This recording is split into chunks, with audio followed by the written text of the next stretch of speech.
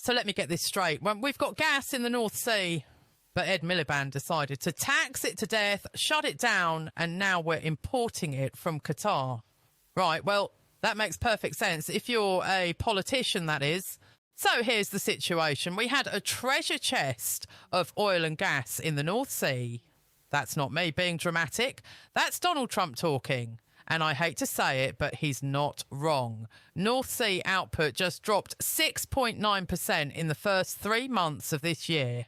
Meanwhile, gas imports, well, that surged 20%, all because Labour slapped a 78% windfall tax on producers and banned new drilling. So what is this 78% tax we keep hearing about?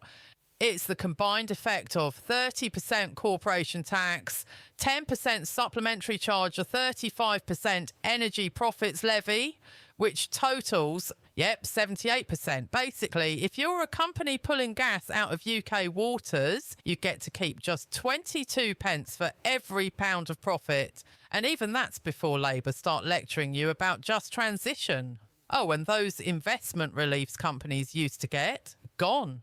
Now, I know some of you are going to say, but Ellie, these companies make too much money anyway.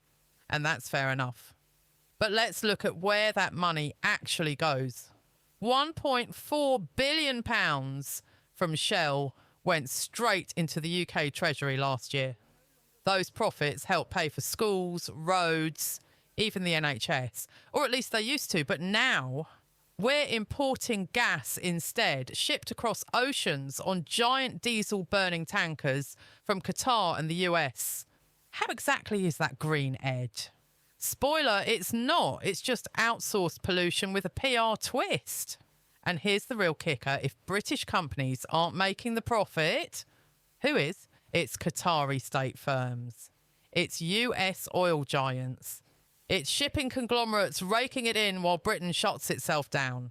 We've handed the profits to foreign governments, foreign shareholders, and foreign fossil fuel giants while pretending to save the planet. Let's remember, gas demand is up. In fact, up 8.5% in Q1 because of freezing weather and failing wind farms.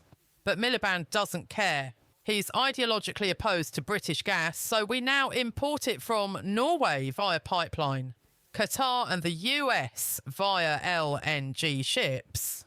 Brilliant. We're still burning gas, just not the kind we produce, tax or control.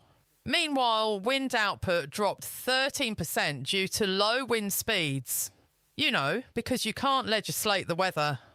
There was a point last winter where we nearly hit blackouts because wind farms sat idle. Gas demand soared.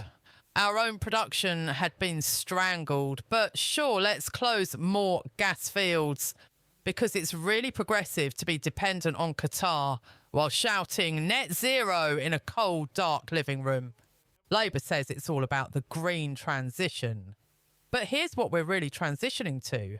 Higher bills, foreign dependency, energy insecurity, massive investment losses in UK energy. At least £20 billion in future investment is now at risk. That's jobs, tax revenue and energy resilience gone. And when the winter hits again, so don't be shocked if you're told to boil less water while tankers full of imported gas dock in Dover.